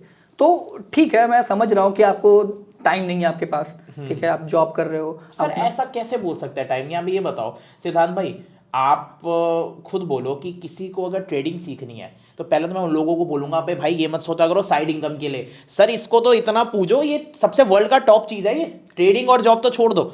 बट लोग सोचते हैं साइड इनकम तुम नहीं तय करोगे, वो तय करेगी कि जब तुम्हें खेलना आएगा। बट आई डोंट थिंक कि सब उसमें जा सकते हैं। अब जैसे जो बंदा मान लिया आप 30s में है मान लो अपने, ठीक है, उसके ऊपर रिस्पॉन्सिबिलिटीज हैं, वो नौकरी कर रहा है, तभी कहते हैं शादी सर लेट करो, कितना भी लेट कर लो आप, ठीक है, 40 में कर लो। अरे वो घर वाले नहीं मानते, मना लेंगे, ठीक है। तो क्या बोलते हैं, मान लिया अगर आपने इसमें रिस्पॉन्सिबिलिटीज है आपके पास, तो आप ये नहीं रिस्क ले सकते हो कि आपने सब कुछ छोड़ के ट्रेडिंग कर ली। सही बात है, ठीक है। तो जो ये नहीं कर पा रहा है भाई, मैं कहूँगा स्विंग ट्रेडिंग में आओ, ठीक है ना, ऑप्शन थोड़ी पीस ऑफ माइंड है। ऐसा नहीं है स्विंग ट्रेडिंग में भी मतलब रिस्क नहीं है, रिस्क है, पर जो पीस ऑफ माइंड है ना, आप उसके साथ, मेरे को लगता है सनत भाई आप करते हो स्विंग ट्रेडिंग, तो उसमें आपको क्या फायदा मिला कि आपको क्या पूरा दिन उसमें इन्वेस्ट करना पड़ता है या आप कभी कभी टाइम इन्वेस्ट करते हो? लेट मी टेल यू कि स्विंग ट्रेडिंग का क्या फायदा, सबसे बड़ा फायदा ये कि आपको दिन भर चार्ट नहीं देखना, सबसे बड़ा फायदा ये, ठीक। दूसरी बात है कि अगर आप एक संडे के दिन भी बैठ के एनालिसिस कर रहे हो, आपने वीकली टाइम फ्रेम पे या फिर डेली टाइम फ्रेम पे ट्रेड करने वाले हो, ठीक है, उसमें एनालिसिस करी आपने, लेवल सेट कर ली कि मेरा इस लेवल पे बाई हो सकता है या फिर इस पे रिवर्सल आ सकता है, सपोर्ट रेजिस्टेंस ड्रॉ कर लिया, ठीक। ड्रॉ करने के बाद आपने अलर्ट लगा लिया, ठीक। मतलब जब भी वो स्टॉक उस लेवल के आसपास आएगा आपको नोटिफिकेशन आपके फोन पे आ सिस्टम जाएगा। मतलब ट्रेडिंग व्यू पे अलर्ट डल जाता है। ट्रेडिंग व्यू अब तो जीरोधा पे आ गया, ओके, कहीं भी आप कर लो, ठीक है ना, ट्रेडिंग व्यू, investing.com सब पे आपका अलर्ट आता है, मोबाइल पे ऐप पे आपको अलर्ट मिल जाएगा। ठीक, आपने देखा बाय करने लायक है, सेल करने लायक है, आपने बाय कर लिया। दूसरी चीज, स्टॉक मार्केट में बड़ा लॉस लोगों को इसलिए होता है क्योंकि वो स्टॉप लॉस प्लेस करते हैं, ठीक है, या फिर उनके पास एक दिन का ही मौका है। मान लिया आपने अगर इंट्राडे किया है तो आपको उस दिन लॉस बुक करना है। HDFC बैंक में जिसका लॉस हुआ, ठीक, अगर वो होल्ड करके रख पाए, मान लिया अगर उसका 2 दिन में लॉस हो गया, ठीक, वो अगर 10 दिन और होल्ड कर सकता है तो मैं गारंटी दे रहा हूं कि उसका मेजॉरिटी केसेस में लॉस रिकवर हो जाएगा। डेफिनेटली। तो इंट्राडे में आपका टाइम कम है, आपको उस दिन बुक करना है, प्रॉफिट है चाहे लॉस है। स्विंग ट्रेडिंग में वो दिक्कत नहीं है, टाइम है आप पे, टाइम है आपके पर पास। ये स्विंग ट्रेडिंग मेरे को लगता है स्टॉक्स के लिए ज्यादा बेटर है, क्योंकि कहीं ना कहीं स्टॉक को आप वैल्यू भी, उसकी वैल्यू भी आप कहीं ना कहीं पा रहे हो, इंडेक्स के लिए भी उतनी बेटर है। इंडेक्स के लिए भी बेटर है अगर आपके पास, जैसे मान लिया आप 1 महीने का पोजीशन बना रहे हो तब, ठीक है, अगर HDFC वाली सिचुएशन आ गई तो आप अनलकी हो। उस नहीं अनलकी की बात नहीं है, उसमें जैसे हेजिंग कोविड होती तो है। किसी को भी नहीं पता था। कोविड किसी को नहीं, उसमें भी हेजिंग की बात है, ठीक है, अगर आपने पोजीशन हेज करके रखते हो। सर इतना पहले आप बात करो, इतने पॉइंट्स 2000 पॉइंट्स गिरना, इतना किस पे पैसा है, कितना ही हेज कर लेगा वो। नहीं, हेज करने की बात नहीं, ऐसे मान लिया आपने 2000 पॉइंट हेज कर गिरा हो मार्केट, ठीक है, आपने क्या किया था, बाई किया हुआ था, ठीक है, इस इनिशियली जो सेल करके बैठे हुए हैं, ठीक है, उन्होंने कोई सेल की पोजीशन बना ली, तो उसको हेज किससे करते हैं, बाई से। बट इतना दूर का नहीं सोच पाएगा ट्रेडर, इतनी दूर की 2000 पॉइंट्स। वही बात है, अब अगर क्या बोलते हैं, या तो प्रो ट्रेडर बन जाओ। मेरे को तो लगता है सिद्धांत भाई, नहीं, अगर आप इसमें भी हेज करते हो, 2000 की बात मान लिया आपने करी, ठीक है, तो होता क्या, जैसे मान लिया आपको लगता है कि मार्केट ऊपर जाने वाला है, अगर मार्केट ऊपर जाने वाला है तो आप क्या करोगे, या तो कॉल बाई कर सकते हो या तो आप पुट शॉर्ट कर सकते हो, ठीक है, ठीक है, आपने इन दोनों में से कोई भी किया तो इनको बोलते हैं नेकेड पोजीशन। अगर सिर्फ आपके पास ये है तो मार्केट अगर गिरता है तो आप खत्म, ठीक, आपने मान लो अगर कॉल बाई कर रखा है, मार्केट गिरा, आपका पूरा कैपिटल खत्म जितना भी आपने लगा रखा है, ठीक। सेल में तो और ज्यादा लॉस है। सेल में तो अभी ज्यादा लॉस है। अगर मान लेते हैं आप बाइंग में जा रहे हो तो आप उतने ही की बाइंग करो जितना आपका रिस्क है। जैसे मान लिया आपका, ठीक है, जितना मान लिया आपका 1 लाख का कैपिटल है, आप सस्ती कॉल खरीद लो या सस्ती पुट खरीद लो, ये बेस्ट चीज है, ठीक है, मतलब obviously you can not hedge with other position, but you can like by that position with the calculated and limited risk, that's true. उतना ही कैपिटल इन्वेस्ट करो। जैसे सपोज पुट में अभी कोई कर लेता छोटा, मतलब सपोज 14 रुपए का प्रीमियम पे कर लेता, तो वो गुनों में मल्टीपल टाइम्स हो चुका है। वो तो फोमो वाली बात है, वो किसी को कुछ नहीं पता था कि क्या होने वाला है। जितना रिजल्ट ऐसा आया था, मैं खुद शॉक था कि इतना बड़ा फॉल कैसे आ सकता है। मुझे लगता है ये चीज करनी चाहिए। पूछो क्यों, मतलब क्या है, सपोज आपको पता है यार, आपको ना 2-3 हज़ार रुपये से फर्क नहीं पड़ता, एज्यूम करते हैं, और आपने एक लॉट ले लिया बैंक निफ्टी का, और आपने एनालाइज किया कि मुझे लगता है गैप अप होगी, 2-3 हज़ार जीरो तो हो नहीं जाएंगे पहली बार, ठीक है ना, जब तक बहुत बड़ा गैप अप नहीं होगा, राइट। बट अगर बन भी गई, ये रिस्क के हिसाब से किसी का 1000-1500 रुपए का होगा, जितना लॉट में पैसा बनता है, ठीक है ना, जितना लॉट का रिक्वायरमेंट है। सपोज मेरे को लगता है 2-3 हज़ार रुपये से फर्क नहीं पड़ता, तो मैं तो सर ये अभी भी करता हूँ। कहीं ना कहीं यही तो जीरो हीरो है, मजा आता है, पर लोग क्यों गवा देते हैं, पैसा ज्यादा डाल देते हैं। हाँ। इसमें मैं तो कह रहा हूँ हीरो जीरो में तो पैसा ज्यादा डालो ही मत, अपने रिस्क से डालो कि 2 लाख रुपए हैं तो चल 5000 चले भी जाता है। हाँ, यही प्रॉब्लम सबसे बड़ी यही है कि जितना पैसा उनके पास है वो पूरा लगा के बैठ जा रहे हैं। इसका रीजन पता है क्या सर? इसका रीजन तो सबसे पहले जो पेटीएम ऐप्स है ना, यूपीआई, सबसे बड़ा रीजन है एक तो यूपीआई पेमेंट्स। क्यों? बता देता हूँ क्यों। वैसे तो सर यूपीआई से सब चीज़ें फास्ट हो गई, पर हमारा दिमाग की तो ऐसे की तैसी हो गई। वो तो बहुत ही ऐसी चीज़ें जैसे हमारा दिमाग स्लो हो रहा है। इससे ज़्यादा क्यों हो गया? अच्छा मैं आपको एक बात बताता हूँ। मैंने ना सपोज चलो मेरे एक अकाउंट में मान लो 5 लाख पड़े हैं, मैंने 5 लाख का कैश दिया आपको, यहाँ पे रखा, ये मेरा ट्रेडिंग अकाउंट है, ठीक है, मैंने डीमैट में पैसे डाल रखे हैं 5 लाख रुपए। अब ये कैश पड़ा हुआ है, सिद्धार्थ भाई आप हो ब्रोकर, आप मुझसे लेके जा रहे हो, मुझे दुखने लगेंगे, पर ऑनलाइन वो नंबर शे होते हैं 5,00,000 है, तो वो रियल पैसे, पर जो एक इंसान की साइकोलॉजी है ना, वो नंबर्स में घूम रही है। हाँ, तभी यूपीआई की वजह से ज्यादा खर्चे क्यों हुए? ऐसा नहीं है कि यूपीआई बहुत इजी टू है, कैश तो तुम भी लेके जा सकते हो। क्यों खर्चे ज्यादा हुए? क्योंकि एम पिन नहीं तो डालना है। अरे वो 500 ही तो माइनस हुए हैं। आपकी जेब से कोई कैश लेके जाए, आप, मैं अभी भी कह रहा हूँ, जो बंदा कैश पेमेंट करता है ना, उसके खर्चे 50% ऐसे ही कट हो जाएंगे, क्योंकि दुखता है यार जेब से, ये कहाँ चले गए। कि ये मतलब मैंने कहीं ये सुना ये भी कि सही बात है, जो लोग कैश खर्च करते हैं उनको लगता है कि उनके हाथ से जा रहा है कुछ, मेरे को तो लगता है, हाँ ठीक है, तो वो कहीं ना कहीं उनको लगता है कि हाँ खर्चा किया मैंने, बट यूपीआई वाले में वाला उतना फील नहीं आता है। वही तो होता है कैपिटलिज्म कैसे चल रहा है इंडिया के अंदर। चलो इस टॉपिक पे कभी बात नहीं है, पर इसी वजह से चल रहा है कि एक मिडिल क्लास को, क्योंकि अमीर बंदे क्या है, अमीर बंदों की पहली चीज़ है सर, अमीर बंदे का जो महीने का खाने का खर्चा है ना, वो कम है। पूछो कैसे? एक कुक रखेगा, कुक का होगा सर 50,000 60,000 का होगा, भाई 15-10 हज़ार का मैं दिलवा देता हूँ, ठीक है ना, बहुत अच्छा वाला कुक, एक कुक रखेगा। पर अगर एक मिडिल क्लास से पूछो, दिन का 300 का जोमेटो का ऑर्डर मंगाएगा मिनिमम, ठीक है, शाम को बाहर जाएगा फिर वो खाएगा, क्यों? सारा साइकोलॉजिकल है भाई, यूपीआई पेमेंट खर्च कर देते हैं।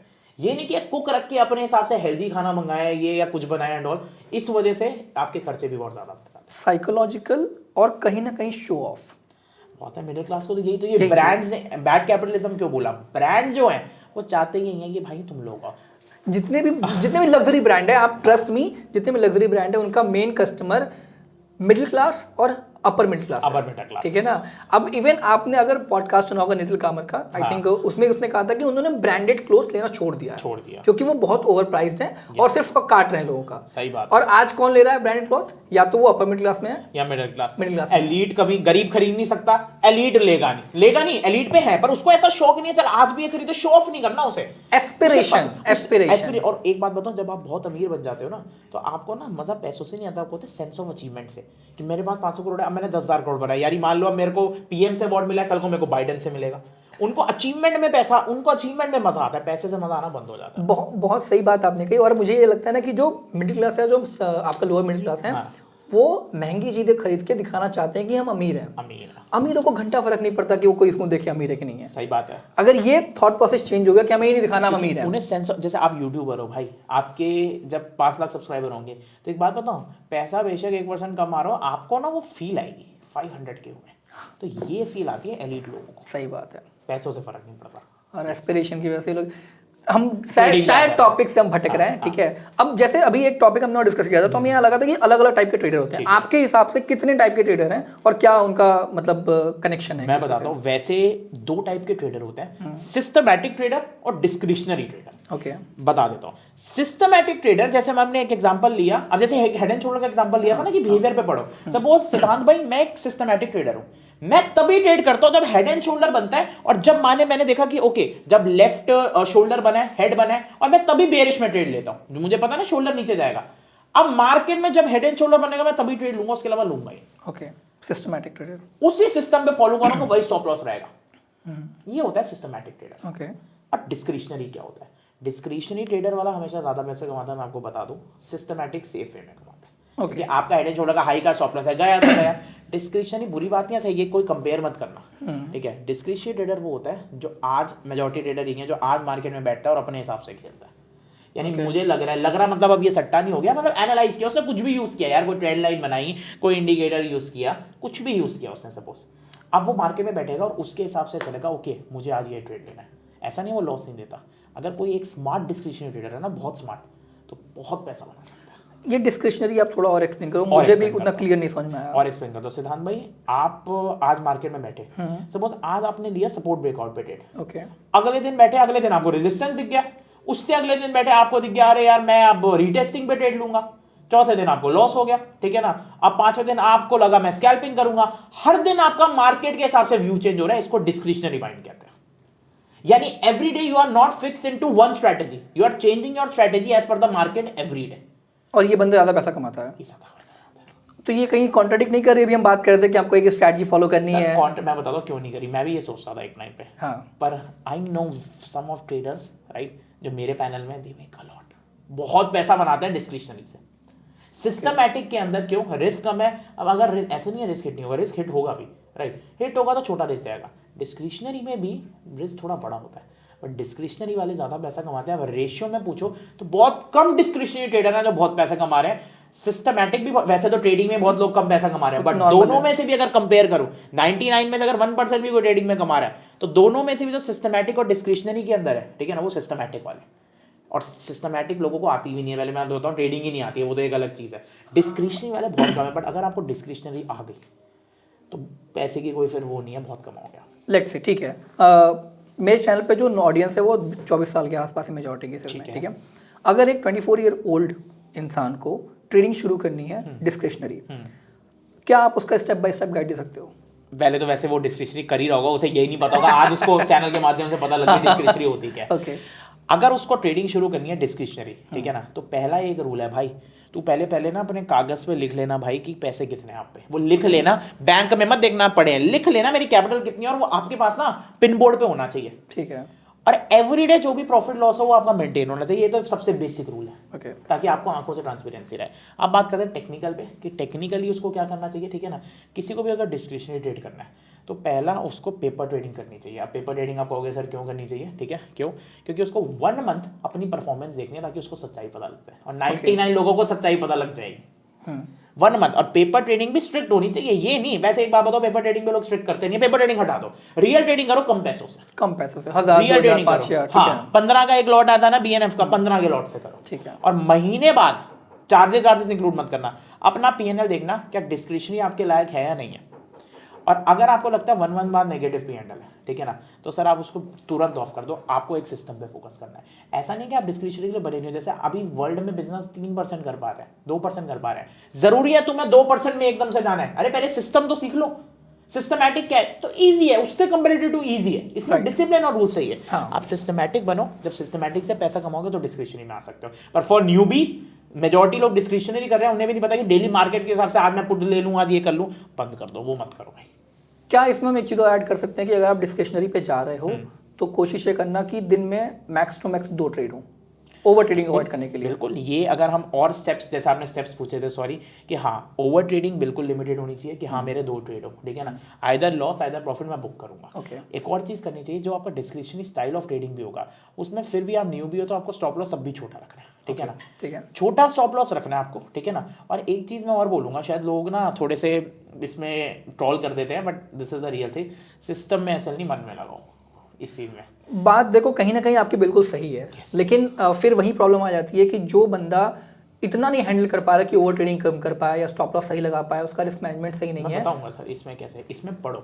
ओके, कैसे पढ़ो, एक कैंडल बनी, मान लो इतनी सी कैंडल बनी, आपने स्टॉप लॉस उसको इसका लो का लगा रखा है, और ऑप्शन प्रीमियम जरा सा नीचे आ गया, आपने सिस्टम में ऐसे लगा रखा है मान लो 50 रुपए का, ठीक है ना, और वो ऑप्शन चल रहा है 55 पे, और अभी वो कैंडल पे लो पे नहीं आई मार्केट, पर पहले ही 55 पे, पहले ही 50 पे हिट हो गया, तो वो तो सही बात है, आपकी स्पॉट और प्रीमियम की बात कर रहे हो आप। प्रीमियम क्या होगा, पहला लोगों को डेल्टा कैलकुलेशन नहीं आती, ठीक है ना, आप अपना डेल्टा पहले सीखो कि ऑप्शन ग्रीक होता क्या है, डेल्टा क्या होता है। डेल्टा ये बताता है कि कितनी मार्केट मूव करेगी, उसके रिलेटिव टू ऑप्शन प्रीमियम कितना चलेगा। वोलेटिलिटी आप एक तरीके से जैसे सपोज निफ्टी 100 पॉइंट बढ़ती है और आपने कोई स्ट्राइक प्राइस का प्रीमियम ले रखा है जिसका डेल्टा है 0.5, ठीक है ना, तो इट मींस अगर निफ्टी 100 पॉइंट बढ़ेगी तो जो 0.5 डेल्टा का प्रीमियम है, सपोज 200 रुपए, वो 50 पॉइंट बढ़ेगा, यानी 250 होगा। पहले डेल्टा समझ दो, पढ़ो कि ठीक है अगर मेरी मार्केट इतना जाएगी तो मेरा प्रीमियम इतना गिरेगा, राइट, उसके बाद आप आगे ट्रेड एग्जीक्यूट करो। तो तभी मैं मन में ऐसा क्यों बोलता हूँ कि आप क्या हुआ, अगर कैंडल तक नीचे आएगी आप मैनुअली एग्जिट कर दो। आप कहोगे सर वो ज़्यादा नीचे चलेगी, तो यार इतना तो बंदा मैनुअल तो एग्जिट कर ही देता है। अब 1% और ज़्यादा चलेगी तो एसएल जंप का नाम सुना है आपने, स्टॉप लॉस भी तो जंप हो जाता है, होता है, स्टॉप लॉस भी जंप हो सकता है। बिल्कुल, लेकिन आज के डेट में जो वॉल्यूम चल रहा है स्टॉक मार्केट में, मुझे लगता है कि स्टॉप लॉस जंप का इतना प्रॉब्लम आता है लोगों को, है इन द मनी में नहीं आता होगा। सर देखो एक बात बताता हूँ क्या है, ऑप्शंस के अंदर ये है कि बिड आस्क स्प्रेड बहुत अच्छा होता है, राइट, तो फिर भी बैंक निफ्टी में नहीं आता है, ये बिल्कुल सही बात है, राइट, ठीक है, पर बैंक निफ्टी नंबर 1 कारण है लॉस करने का, वो तो फैक्ट है। तो मैं एक बात बताऊं कि अगर आपका स्टॉप लॉस से लॉस हो ही रहा है, ठीक है ना, थोड़ा सा एक्स्ट्रा लॉस करके आप अपनी प्रोबेबिलिटी बढ़ा लोगे तो क्या बुराई है। ठीक है, बात आपकी बिल्कुल सही ये तो वही बात हो गई कि मैं 5 चीजें खेल रहा हूँ, मुझे पता है पांचों की पांचों बेकार है, पर मैं हजार रुपए डाल के खेल रहा हूँ, एंड में तो 5000 का रिजल्ट आना है, पर कहीं अगर 6-7 हजार 2000 और डाल दो, ज्यादा नहीं 2000 मैनुअली एग्जिट कर दो, ठीक है, तो 5 में से एक भी चल गई तो बस चल गई। ठीक है, यहाँ पे एक प्रॉब्लम क्या आती है, जो मैंने भी देखी है लोगों के साथ, कि उनको समझ में आता है कि प्रीमियम पे स्टॉप लॉस लगाएं कि स्पॉट पे लगाएं। हाँ, ये अब मैं बताता हूँ, स्टॉप लॉस स्पॉट पे लगाओ, स्पॉट पे, प्रीमियम पे क्यों नहीं, प्रीमियम का कैंडल तो स्पॉट पे डिपेंड है, बिल्कुल। डेरिवेटिव्स क्यों होते हैं ये, बिकॉज इसकी वैल्यू डिराइव हुई है, ये तो वैल्यू है, असली चीज तो इंडेक्स है, ठीक है, स्पॉट पे लगाओ। तभी सर आपको पता है सिद्धार्थ भाई डेल्टा क्यों होना चाहिए, क्योंकि जब मार्केट नीचे जाएगी आपको पता तो वो ऑप्शन प्रीमियम जाएगा कितना, दैट्स व्हाई पढ़ना जरूरी है, डेल्टा समझ आना चाहिए होता क्या। यूट्यूब पे फ्री है भाई, यूट्यूब पे फ्री है, वो कोई पढ़ेगा नहीं क्योंकि उनको टूल मिल गया, ठीक है, तो वो टूल, ठीक है, टूल से आपको कैलकुलेशन समझ में आ जाएगी। ओके, सो प्रतीक भाई आपने ट्रेडिंग की बहुत बात करी, आपने कहा ट्रेडिंग से आपने बहुत पैसे कमाए। एक सवाल मेरे मन में बहुत आ रहा है, जो बहुत लोगों के मन में भी आता है कि ट्रेडिंग में अगर इतना पैसा है तो 8 बिजनेसेस क्यों, जैसा कि आपने बताया था, आपने कॉफी के कार्ट खोल रखे हैं, ठीक है, आपके ये 8 फ्रेंचाइजीज वगैरह हैं, तो ऐसा क्यों है, क्यों? मैं रीजन बता देता हूँ, पैसा ना गवाया बहुत है भाई, ठीक है, ये मैंने शायद जो स्टॉक्स पे भी ये शेयर किया था, right, I have lost good amount, right, मेरे लिए गुड थी भाई, ठीक है ना, पैसा गवाया बहुत है। तो जब पैसा गवा रहे थे ना, ऐसी बात नहीं है गवाते भी है कमाते भी हैं, ठीक है, तो एक चीज़ रियलाइज़ हुई कि यार ये तो ना मेरे लिए कैसीनो टाइप है, कभी ना कभी तो मेरी वो टोकन खत्म हो जाएगी, स्लॉट मशीन होती है ना, हाँ। कभी ना कभी तो चिप्स खत्म हो जाएगी, राइट राइट। तो तब क्या करूँगा मैं? ओके। जॉब तो करता नहीं हूँ मैं भाई, ठीक है, दो ऑप्शन है, घर वालों से मांग लेंगे, पुराने जो मेरे पैसे थे मैंने घर से, मेरे पास सेविंग्स भी थी, राइट, साथ के साथ मैंने कुछ अपने काम भी किए थे जिससे मैंने जोड़ रखा था पैसा, राइट, बट मेजॉरिटी काम से जोड़ा था, वहाँ से घर वालों से कम ही लिए थे फिर भी, राइट। तो मैंने कहा यार तीसरा ऑप्शन ये है मैं घर वालों से फिर मांगूँ, पर एक अंदर से थी नहीं यार घर वालों के थोड़े डुबा चुका हूँ एक बार, अब नहीं डुबाने, अब मांगने नहीं है, ठीक है, या दूसरा ऑप्शन क्या है कि भाई कोई बिजनेस ऐसा खोल लो जिससे भाई मेरा जो प्रॉफिट है वो कहीं ना कहीं मैं डाल दूँ, जो मेरे पे पैसा बचा, राइट, और तीसरा होता जॉब, जॉब वाला माइंड सेटिंग नहीं था, नहीं कर सकता मैं जॉब, ठीक है ना। तो दूसरा ऑप्शन देखा कि यार एक चीज़ इंपॉर्टेंट है पूरे बिजनेस साइकिल में, डाइवर्सिफिकेशन, जिसको बोलते हैं मल्टीपल कैश फ्लोस। अगर दुनिया का अमीर आदमी बोले, मुकेश अंबानी जी की बात करें, why he has his diversified business, उनके पापा ने चाहे टेक्सटाइल से स्टार्ट किया बट आज वो गैस इंडस्ट्री में, ठीक है ना, राइट, रिलायंस इंडस्ट्री इतना बड़ा बन गया, हर इंडस्ट्री में, टेलीकॉम में नाम ही नहीं मैं ले सकता, हर जगह पे, कि एक बिजनेस अगर लो होगा, राइट, तो बाकी के बाकी तो प्रॉफिट देंगे, और ट्रेडिंग तो वैसे ही बड़ा रिस्की बिजनेस है। तो देन आई हैव स्टार्टेड, ठीक है, ओके कुछ करते हैं, ठीक है ना, तो हमने स्टार्ट किया धीरे धीरे बिजनेस, जिसमें हमने अपना एक कॉफ़ी का भी बिजनेस खोला जैसे हमने बताया, राइट, सो हमने वहाँ पे फ्रेंचाइजी सोल्ड करी, हमने उसका काफ़ी अच्छी, हमारी टचवुड सेल्स भी बहुत अच्छी होती है, राइट, और उससे भी एक चीज़ पता लगी कि ठीक है यार यहाँ से पैसा आएगा तो फाइनेंस तो मेरे को उसी को ही करना है, राइट, तो फर्स्ट रीज़न ये था। अब दूसरा एक टाइम आया सिद्धांत भाई मैं भटक गया, क्या बाकी बिजनेस से ज़्यादा पैसा आ रहा था, ठीक है ना, और ट्रेडिंग में थोड़ा डीफोकस हो रहा था, ठीक है, ये कॉफ़ी से पहले की बात है, कॉफ़ी की तो अभी थोड़ा टाइम, ये बहुत पहले की बात है, ठीक है ना, कि थोड़ा सा डीफोकस हो रहा था, ठीक है, क्यों, क्योंकि मैंने अपने एरिया के अंदर भी कुछ ऐसा बिजनेस बना रहा था, मैं इवन प्रॉपर्टीज़ में भी घुस गया था, राइट, डीलिंग के अंदर भी घुस गया था, ठीक है, काफ़ी चीज़ों में एंटर हो चुका था, और ट्रेडिंग से कहने का डीफोकस था, ऐसा था मैं एवरीडे बैठता था, ठीक है, एक आधा ट्रेड मिल गया, प्रॉफिट बना लेता था, ऐसी बात नहीं है, कम कम बना लेता था, ऐसा था। उसके बाद हुआ यार मैं करना क्या चाहता हूँ एक्चुअली में, इसकी भी तो एक लिमिट है, जितने भी बिजनेस से पैसा आ रहा है वो तो मेरा कंफर्ट पूरा कर रहा है, पर मेरे को मोटा कमाना है, अभी भी सर रेस में हूँ मैं, ठीक है ना, कोई वो नहीं बने, बुगाटी नहीं है घर के बाहर, ठीक है ना, रेस में हूँ, तो ऐसा नहीं है कि भाई कुछ कर लिया ऐसा बहुत कुछ, ठीक है ना, पर जितना एक्सपीरियंस है मैं वो ज़रूर बोल रहा हूँ। तो वो एक चीज़ पता लगी कि भाई लाइफ में आप एक ही चीज़ पे लग के कर सकते हो, अगर कर सकते हो, तो मुकेश अंबानी ने भी एक ही चीज़ पे लगा, तब जाके हर इंडस्ट्रीज पे बना हुआ। बिल्कुल सही बात तो है। ब्लैक स्वान चीज़ है ना सर, ब्लैक स्वान किताब में यही चीज़ कही गई है, इनडायरेक्टली मैं आपको बता दूं, ठीक है, कि कोई भी इंसान एक चीज़ में पूरी लाइफ लगा दे। अभी अंबानी जी की भी एक वीडियो है, मुकेश अंबानी की, कि थिंक वन आइडिया, एक आइडिया पे पूरे टाइम लगाओ, बाकी सारे आइडिया दिमाग में ही ना आने दो, यू डेफिनेटली सक्सीड। क्यों, क्योंकि आपका दिमाग एक चीज़ पे ही चल सकता है, अब चल 10 चीज़ों पे लगा लोगे पर उसका एक लिमिट होगी। जैसे सर वीडियोस बनाते हैं हम लोग, ठीक है ना, आप वीडियोस भी बना रहे हो, कुछ और भी कर रहे हो, एक लिमिट है कि भाई कितने जगह दिमाग लगा लूंगा। एक चीज़ रियलाइज हुई, सिर्फ ट्रेनिंग है और कुछ नहीं है, ठीक है, इस पे पूरा दिमाग लगाना है, एंड देन लेटर ऑन चीज़ें पता लगी। दैट्स व्हाई मैं पहले ऑप्शन बायर था, आप लोगों को पता हो, अभी भी बाइंग करता हूँ, but I do like scalping. अब नाउ लाइक बेसिकली हम सेल कर लेते हैं ऑप्शन, या कभी हेज स्ट्रेटजीज बनाते हैं, जैसे लोगों को पता होगा बेसिक स्ट्रैंगल बनाना है एंड ऑल, तो कभी आजकल कई जो ऑप्शन सेल हैं वो डेल्टा न्यूट्रल स्ट्रेटजीज प्ले कर रहे हैं एंड ऑल। तो इन चीज़ों में धीरे धीरे फिर ठीक है घुसे, जब पता लगाओगे मंथली का कैसे आप सेफली रिटर्न निकाल, सेफली तो यहाँ पे भी नहीं होता, बट ये है कि प्रोबेबिलिटी ज़्यादा हो जाती है। बट एक चीज़ रही कि बिजनेस का रीज़न ये था, ठीक है, कि I need multiple cash flow, मुझे पैसा चाहिए था, तो अगर नहीं होता पैसा तो शायद मैं आगे तक प्रोग्रेस ही नहीं कर सकता, मेरे को टाइम ही नहीं मिलता। तभी तो स्टॉप लॉस छोटा बोलते हैं कि तुम्हें समय तो मिले, कि चलो छोटे स्टॉप लॉस अगर जा रहे हैं तुम्हारे 10, तो समय तो मिल गया ना, उससे 10 साल और मिल गए, और खेल लेना, कभी ना कभी तो सक्सीड होगे। ब्लैक स्वान पैसा है तो कभी भी ट्रेड कर सकते हो। कहते हैं कि लाइफ में एक ना एक वो ब्लैक स्वान इवेंट आता है, जैकपॉट, जब वो तुम्हारा दिन होता है, पर वो तभी आएगा, ये सर मैं सच कह रहा हूँ, आता है, पर वो आपको उस पर लगे रहना होगा। फैक्ट है, क्योंकि देखो काम तो आपको करना ही है, मेहनत करनी है आपको। आप सोचोगे कि दिखता नहीं लोगों को। अभी हम सबसे एग्जांपल अच्छा लेते हैं, जो अभी ये अंकित बयानपुरी, आपका नाम सुना होगा, ठीक है ना, लोग समझ रहे हैं कि उसने अभी कंटेंट बनाना शुरू किया है 75 हार्ड, लेकिन आप उसका यूट्यूब जाकर देखो, पिछले 3 साल से कंटेंट बना रहा है। बहुत सही बात है, और आपने जिन बंदे का एग्जांपल दिया भाई, मैं खुद हैरान हो गया, ये तो प्रॉपर ब्लैक स्वान इवेंट है। एग्जैक्टली। पर आपको पता है वो बंदा सिर्फ फिटनेस में, यू आल्सो नो, यूट्यूब तो डालता रहा, अपनी फिटनेस की जर्नी डालता रहा, एंड उसका ब्लैक स्वान हुआ और मोदी जी से मिल गया यार, और क्या चाहिए? और चीज़ क्या चाहिए? ऐसे इवेंट तभी आएंगे जब लगातार लगे रहोगे, एक चीज़ में लगे रहना है, और ये मैं कह रहा हूँ सच में इवेंट आता है, ये ब्लैक स्वान इवेंट जिसको बोलते हैं, ठीक है। चलिए ठीक है, आपने कॉफ़ी का बिजनेस स्टार्ट किया है, हम उसमें थोड़ा इन डेप्थ चलते हैं, क्योंकि कॉफ़ी का बिजनेस ऐसा है, मुझे लगता है कि कम इन्वेस्टमेंट से स्टार्ट कर सकते हैं आप। और हाई रिस्क बिजनेस कैसे है, क्योंकि आपको पता है दिल्ली में कितने स्टारबक्स है, ठीक है ना, Okay. बट ये है कि कॉफी का जैसे आपने बोला हम कम इन्वेस्टमेंट से तब कर सकते हैं अगर हम मॉडल दूसरा चूज करें। आते हैं उस पर एक स्टेप बाय स्टेप। जैसे मान लिया हमारे पास 24-year-old बंदा है, ठीक है, Okay. नौकरी कर रहा ठीक है, है। उसकी सैलरी मान लिया एवरेज 50,000 के आसपास है, ठीक है। If he wants to start a coffee business Delhi, Gurgaon या फिर अपने अपने शहर में ही करना चाहता है, मान ठीक लो, है। कैसे कर सकता है, क्या स्टेप बाय स्टेप अगर प्रोसेस उसको है? अपना कॉफी बिजनेस खोलना है तो पहले बता दो कॉफी का प्राइस ना कभी डाउन नहीं होगा, ठीक है ना, Okay. बढ़ेगा, बिकॉज इट्स अ कमोडिटी। हाँ। तो याद रखिए कॉफी एक ऐसी चीज है, कैफीन है, डिमांड बढ़ती रहेगी। अब उसको स्टार्ट कैसे करना है? पहली चीज प्रोडक्ट अच्छा होना चाहिए, ठीक है Okay. ना। प्रोडक्ट को वो छांट ले, सबसे पहली चीज होती है, लोगों को प्रोडक्ट होता है उन्हें बेचना नहीं आता, ठीक है ना। प्रोडक्ट क्या? कॉफ़ी? कॉफी या कुछ भी प्रोडक्ट, अभी हम कॉफी की बात करें तो कॉफी प्रोडक्ट क्या, कॉफी में आपको देखना है कि सर कहाँ पे सबसे बेस्ट कॉफी मिलती है। जैसे इंडिया के अंदर साउथ में सबसे बेस्ट कॉफी मिलती है। ओके। जरूरत नहीं है ओवरसीज जाने के लिए भाई, इंडियन कंपनीज बहुत अच्छी हैं, ठीक है। Okay. साउथ में आपको देखना है कि ओके मैंने कॉफी का एक्सपोर्टर पकड़ लिया।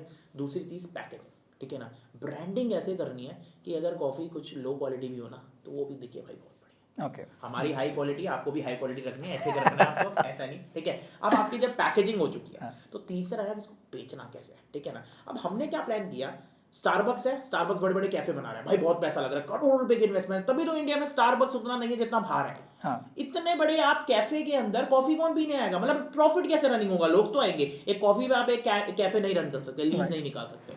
तो बेस्ट हमने आइडिया क्या देखा, जो हमारे भारत के अंदर बहुत सारी चीजें हैं, ठेला, हिंदी लैंग्वेज में बोल रहा हूँ ठेला, जिसको हम इंग्लिश में प्रोफेशनली कार्ड बोल दे, कुछ बोल दे, कियोस्क बोलते हैं। हाँ कियोस्क बोल दे, एक ठेला डाला, ठेला सुंदर सा सजा दिया। और एक बार तो मैंने कितने रुपए में डाला था, आज मैं बता रहा हूँ, लोग 1.5 लाख दे रहे हैं आज के टाइम। ठेले वालों का बहुत बिजनेस है, एक बहुत बड़ा ब्रांड है आजीमुठ, ठीक है ना, उसका 2-3 लाख का मिनिमम ठेला है। मैंने सिर्फ 50,000 में एक ठेला बनवाया विद ब्रांडिंग। With branding. मेरी इन्वेस्टमेंट कॉफी स्टॉक में 80,000 रुपए थी और मेरी विद इन 6 मंथ 14 गुना हो गई।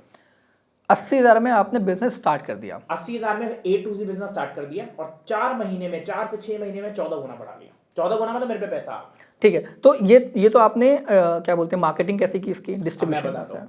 अब ये मेरा फायदा था, मैंने 1 रुपया मार्केटिंग में नहीं लगाया। क्यों नहीं लगाया? क्योंकि मेरी सोशल मीडिया अच्छा था, my personal PR is good, right. But अगर कोई न्यूबी को करना है तो उसको ना मार्केटिंग स्पेंड करने में एफएमसीजी में जरूरत ही नहीं है। पूछो क्यों भाई, फूड ब्लॉगर का धंधा यही है, अंधे फूड ब्लॉगर आ जाते हैं, ये देखो भाई ये खाने में क्या मिल रहा है, ये देखो 50 रुपए की कॉफी। ये एक ऐसा सेक्टर है जहाँ फ्री में आएंगे आपके पास। मैं कह रहा हूँ पहले ना जो सोने की खान है ना उसको खोल लो, फिर पैसा लगा देना, राइट। हमारे पास फूड ब्लॉगर हैं भाई साहब, 10-10 मिलियन व्यूज गए हैं वीडियो पे। हमने ना एक हुक बनाया क्या कि अरे यार ये देखो एक गाड़ी से उतरता हुआ बड़ा करोड़पति आदमी रेडी चला रहा है, बन गई ब्रांड। मैंने एक बार रेडी थोड़ी आगे कर दी, अभी भी लोग आते हैं, वो बंदा कहाँ है, कह रहा सर वो तो सो रहे हैं, वो तो मस्त बैठे ऑफिस में। एक हुक क्रिएट करो, राइट, वो वाइब आ गई, अब लोग आएंगे, अब लोग आपका टेस्ट करेंगे, वो यार ये अच्छी चीज है। और तीसरा, अब इसको बेचना कैसे? सर पहली चीज आप कम कॉस्ट में बेचो, ठीक है। मैं जो अपनी फ्रेंचाइजी बेची वो सिर्फ 1.5 लाख में बेची। आप सोच सकते हो 1.5 लाख में मैंने कार्ड वार्ड सब कुछ दे दी, पूरा कार्ड बना के, डिजाइनिंग करके, इंटीरियर करके, एक्सटीरियर करके। और अगर आप दिल्ली से बाहर रहते हो, आज हमारी पैन इंडिया 16 कार्ड्स है, दिल्ली में 5 है, ठीक है ना, और इंडिया के अंदर चेन्नई, राजस्थान, गुजरात में 3 है, पंजाब, अमृतसर, और जम्मू एंड कश्मीर और एमपी इंदौर और चेन्नई। वाह। और आपको सर इनसे तो ज्यादा पैसे लेते हो, 1.5 लाख के अंदर हम इसका ट्रिप भी स्पॉन्सर कर लेते हैं, मैं खुद विजिट करके आता हूँ। इससे बनाया क्या? पैसा तो इसमें कम बचता है, 1.5 लाख में बचता है, मार्जिन अच्छा है, ठीक है ना। पैसा तो कम आएगी, सपोज 50,000 रुपये आपकी जेब में, ठीक है। 10 फ्रेंचाइजी अगर बाहर लो 5 लाख आ गए, अब वो कहोगे सर 5 लाख इनफ अमाउंट नहीं है। आपने अपना एक्सपेंशन कैसे कर लिया? जहां लोग एक्सपेंशन में लाखों करोड़ रुपए खर्च देते हैं, 1.5 लाख में एक दूसरे को बिजनेस दे दिया। अब पूछोगे सर रॉयल्टी, हम रॉयल्टी भी नहीं लेते हैं 1.5 लाख में। अब उसमें कैसे कमाए? अपने कच्चे माल में, कॉफी खुद की ले आए, कच्चे माल उनको दिया, रॉ मटेरियल मना नहीं कर सकते कभी, कॉफी तो हमसे लेनी है, उसमें पैसा कमाया, रॉयल्टी छोड़ा, वो भी खुश हो रही है, तो रॉयल्टी भी नहीं लेते, 1.5 लाख में कॉफी हमने बेच दी। ग्रेट। इसमें आपको एक चीज नोटिस करनी चाहिए, मैंने कितनी कम इन्वेस्टमेंट से किया। तो फूड बिजनेस याद रखिएगा, मार्केटिंग में फूड ब्लॉगर्स को देंगे, क्वालिटी रखो, ठीक है ना, बंदे बुलाओ, सब लेंगे और सस्ती कॉस्ट में। दैट्स वाई मैंने ये पूछा था कि जिसके 24 साल का बंदा है, इसकी 50 साल सैलरी है, तो अगर आप इस कैटेगरी में फॉल करते हो तो ऑब्वियसली मैं नहीं कहूँगा कि आप सिर्फ कॉफ़ी बिजनेस में ही आओ, कुछ भी आप स्टार्ट कर सकते हो। जैसे मान लिया आप अपने किसी शहर में हो, जिस शहर में आपका कोई एक पर्टिकुलर प्रोडक्ट है जो बहुत चलता है, कोई जैसे मान लिया कि आपका खाखरा वगैरह गुजरात में चलता है, ऐसा होना चाहिए प्रोडक्ट ना पहले से ही सोचो, स्टार्ट वो करो जिसमें आप फ्रेंचाइजी को कच्चे माल देके कमा भी पाओ। जैसे अब आप स्टार्ट कर रहे हो भाई साहब आलू की टिक्की, अब आलू थोड़ी देर जाओगे कहीं से भी मिल जाएगा, राइट। आप ऐसी चीज स्टार्ट करो जिसमें कुछ ना कुछ सीक्रेट इंग्रेडिएंट आपका होना चाहिए, राइट। चाहे पीछे से म्यूनीस अपनी पैकेजिंग में डाल के दे रहे हो, ठीक है लेकिन उससे पता वहां से मंगवाना, वहां से मार्जिन कमाना। ये बड़ी बड़ी फ्रेंचाइजीज, बाद में कंपनी का नाम लेता हूं, the burger company, burger king, ये फ्रेंचाइजी कॉस्ट से इतना नहीं कमाती है, ये अपने कच्चे माल से पैसा कमाती है, राइट। यही बात जोमेटो ने भी समझी है, तभी उसने हाइपर प्योर शुरू किया है। हाँ, आउट ऑफ दिल्ली से बाहर से जिससे मंगा सकते हो, क्या नाम है? हाइपर प्योर, मुझे नहीं पता दिल्ली से बाहर, मुझे नहीं पता बिरयानी का हाल वैसे तो अच्छा ही होता है। नहीं, वो दूसरी चीज़ अच्छा है। वो लेजेंड है, हाइपर क्या है? हाइपर प्योर में क्या करते हैं, वो जो रेस्टोरेंट्स हैं उनको रॉ मटेरियल सप्लाई करते हैं। अच्छा मुझे नहीं पता था। सबसे प्रॉफिटेबल बिजनेस कहीं इस टाइम पे चल रहा है वो। तो आप समझ रहे हो ना, कच्चा माल, क्योंकि वो तो मना कर ही नहीं सकते भाई, वो तो चाहिए चाहिए। ऐसे एक बर्गर की कंपनी है भाई, मैं वहाँ पे मिल्क शेक पीने गया, 300 रुपये का मिल्क शेक था, मेरे को लगा आइसक्रीम डालेंगे, ठीक है ना, फ्रैपे पाउडर डालते हैं, वो जो वनीला का एक्सट्रैक्ट नहीं होता पाउडर वाला, वो पैसा वो डाल के पिला रहे हैं। कहते सर हमारा जो पाउडर भी है ना, वो पाउडर भी वहीं से आता है, उसी का पैसा निकाल रहे हैं। उसी का पैसा निकाल रहे हैं। तो याद रखिएगा, एक 24 साल का बंदा कम इन्वेस्टमेंट में स्टार्ट कर सकता है बिजनेस। पहली चीज उसका प्रोडक्ट होना चाहिए थोड़ा सा स्नैकेबल, ठीक है, इजी टू एक्सेस, ठीक है ना, तभी आजकल क्या हो गया, रैप्स और ये सारी चीजें चल पाती है। दूसरी चीज उसका क्या प्रोडक्ट में क्या कि ऐसा पहले से ही देख ले कि कल को वो फ्रेंचाइजीज देगा, लोग लेंगे, तो उसमें ऐसा इंग्रेडिएंट उसके पास हो कि कल को अपना कच्चा माल बेच पाए जिसमें मार्जिन कमा पाए। एंड तीसरा जो उसको स्केलेबिलिटी करनी है सप्लाई चेन, उस पर उसको फोकस करना है, जिसमें आपको कोई कॉस्ट खास नहीं लगती, लॉजिस्टिक्स वाले सीधा बैठेगा। और चौथा, आपको अपना डिस्ट्रीब्यूशन क्रिएट करना है। इंस्टाग्राम पे करो, टिकटॉक, अब तो इंडिया में टिकटॉक नहीं है बट इंस्टाग्राम पे कर सकते हो। सबसे इंपॉर्टेंट डिस्ट्रीब्यूशन है, बिकॉज अगर आपके पास डिस्ट्रीब्यूशन है, ये जो आपने फ्रेंचाइजी सेल करी है वो इसीलिए सेल करी कि सामने वाले बंदे को पता है कि डिस्ट्रीब्यूशन इसके पास है, वो आ गया मेरे पास तो उसका सेल हो जाएगी। क्या चीज़ है, आपका नाम हो गया ना तो आपका बिजनेस 1000 गुना है। तभी कहते हैं सोशल मीडिया इज लेवरेज।